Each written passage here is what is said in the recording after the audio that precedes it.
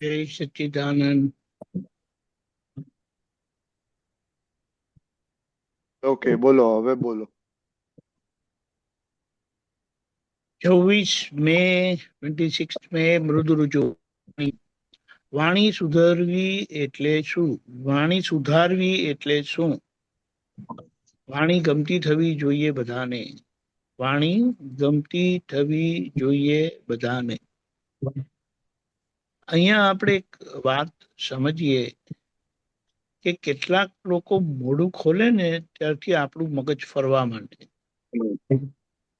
એવું આપણે જોતા હોઈએ છીએ. આપણો જીવનનો અનુભવ છે કે કેટલાક, તમે ના બોલશો યાર પ્લીઝ, કંઈક એવું અંદરથી થાય. બહાર બોલાય ના બોલાય એ જુદી વસ્તુ છે. અને કેટલાક એવું હોય ને કે ના તમે બોલો, તમારું બોલેલું ગમે છે.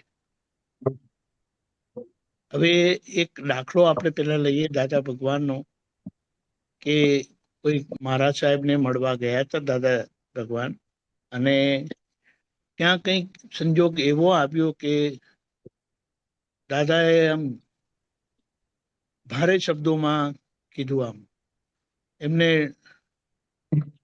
ઠપકો આપ્યો, વળ્યા.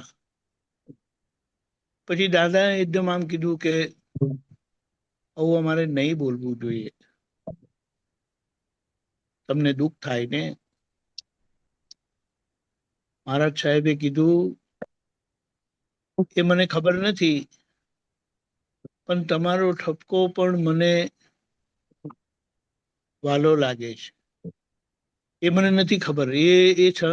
એમણે આવું કીધું તું, બ્લેક એન્ડ વ્હાઈટ આવા શબ્દમાં હતું નહીં, પણ આ વાત દાદા પાસે સાંભળેલી કે તમારી ભાષા જે કઠોર નીકળે છે, આપ વઢી રહ્યા છો કે ઠપકો આપી રહ્યા છો, પણ ખબર નહીં કે તમારી વાત વાગતી નથી. એમ કે આ એટલું મોટું પ્રમાણ છે ને. અને આ વસ્તુ એટલીસ્ટ જે નજીકમાં આવ્યા છે દાદા ભગવાનની, એમણે આ અનુભવ કર્યો છે કે જ્યારે જ્યારે દાદાને વઢવાનું, ઠપકો આપવાનું થયું અમને, ત્યારે અંદરથી એમ જ થયું, કેમ ખબર ના પડી, મારી ભૂલ થઈ, મને કેમ ખબર ના પડી. અને છેક લગી દાદાને વઢવા લગી વાત આવી ગઈ. દાદાએ કેવું પડ્યું, ખોટું કહેવાય. આવું મને સમજ પડી જવી જોઈએ. એટલે અહીંયા આપણે કહીએ છીએ કે વાણી સુધારવી એટલે શું? વાણી ગમતી થવી જોઈએ બધાને.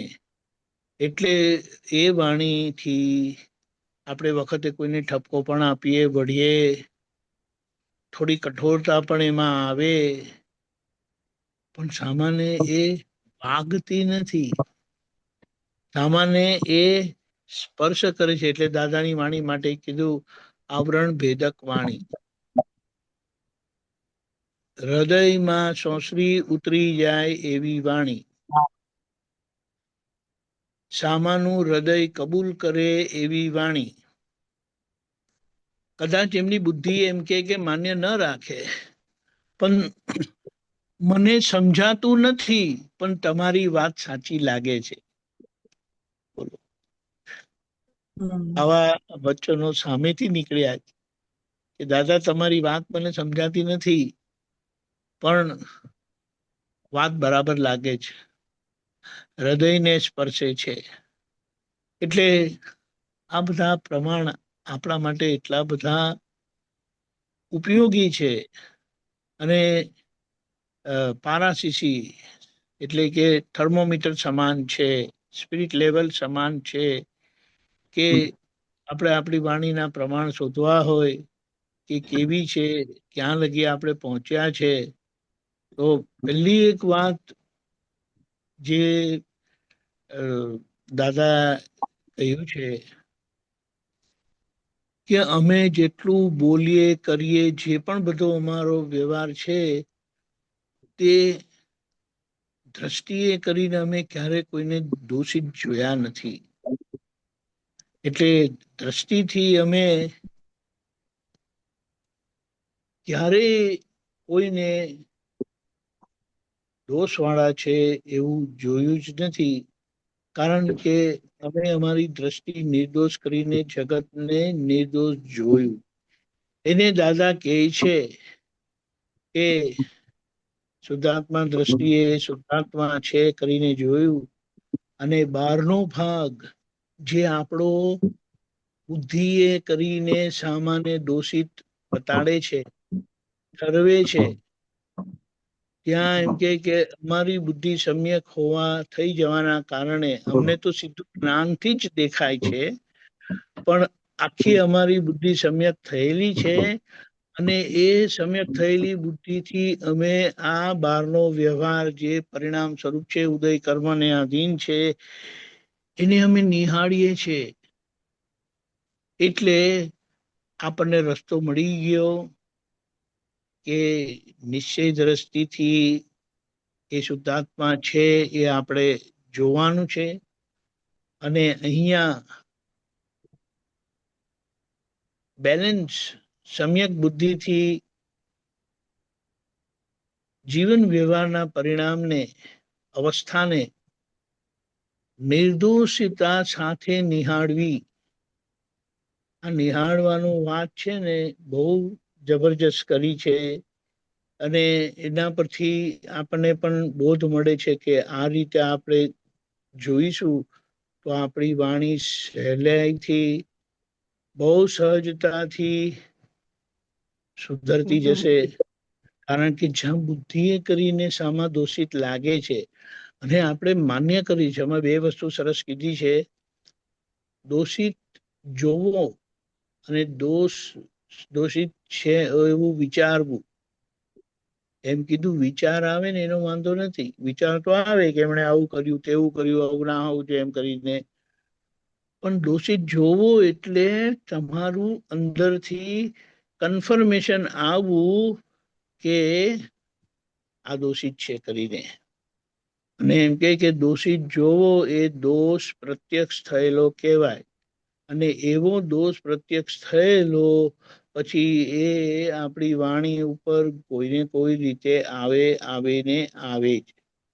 એટલે વાણી ગમતી થવી જોઈએ. એ ક્યારે બનશે?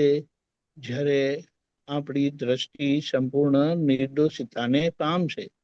અને દ્રષ્ટિ દાદાએ આપી છે તે યથાર્થ છે, નિર્દોષ જ છે, પણ હજી આપણી વચ્ચે બુદ્ધિ ફાચર મારી જાય છે, બુદ્ધિ કામ કરી જાય છે, કામ કરાવી જાય છે, અને આપણને ખબર પડતી નથી. એટલે દાદાએ શું કીધું, ફરીથી આપણે એમની વાત લઈએ તો કે અમે શુદ્ધાત્મા જોયા, એટલે શુદ્ધાત્મા દ્રષ્ટિએ અમે એક જ છીએ. અને આ વ્યવહાર જે ઉકલતો વ્યવહાર જે બન્યો કે બની રહ્યો છે, તેમાં દ્રષ્ટિએ કરીને એ સામાન્ય દોષિત જોતા નથી, અને છતાં બહાર ઔપચારિક વઢવા કરવાનું થાય છે. અને દાદા કહે છે એ ઔપચારિક અમારી દ્રષ્ટિમાં નિર્દોષ છે, અને ઔપચારિકતાથી જે વઢવા કરવાનું થાય છે, જે સામાન્ય પહોંચે છે, સામાના હૃદયને પહોંચે છે, એ અંદરથી એમને એમ થાય છે કે અરે એ દાદાને કેવું પડ્યું ત્યાં સુધી મને ખબર ના પડી. આવું ના હોવું જોઈએ. દાદાને કહેવા લગીનો ભારો આવવો ના જોઈએ. અને દાદા કહે છે કે અમારે વઢિયાને ઠપકો આપ્યો ને તે સ્યાદવાદના પ્રમાણમાં આવતું નથી, માટે અમારા એના એ પ્રતિક્રમણ હોય. કારણ કે કોઈ ત્રીજી વ્યક્તિ દાદાને સાંભળે આવી રીતે જુએ કે દાદા તો અમને ઠપકો આપ્યો, તે ઠપકામાં સ્યાદવાદતા કેવી રીતે આવે? એટલે કે ભલે કલ્યાણના હેતુએ કરીને, સામાન્ય સુધારવાના હેતુએ કરીને દ્રષ્ટિ નિર્દોષ છે હોવા છતાં, સામાન્ય શુદ્ધાંતમાં જોવા છતાં આજે ઠપકો નીકળ્યો ને એ વાણી પ્રમાણિત થતી નથી સ્યાદવાદ માટે. અમારા પ્રતિક્રમણ હોય ને હોય, અમે એ ચૂકીએ નહીં. અને એની અમને જબરજસ્ત ખુમારી વર્તે છે કે ભગવાન પણ અમારું નામ નથી લઈ શકતા, તેથી અમે ભગવાનના એ ઉપરી છે. જય સચ્ચિદાનંદ.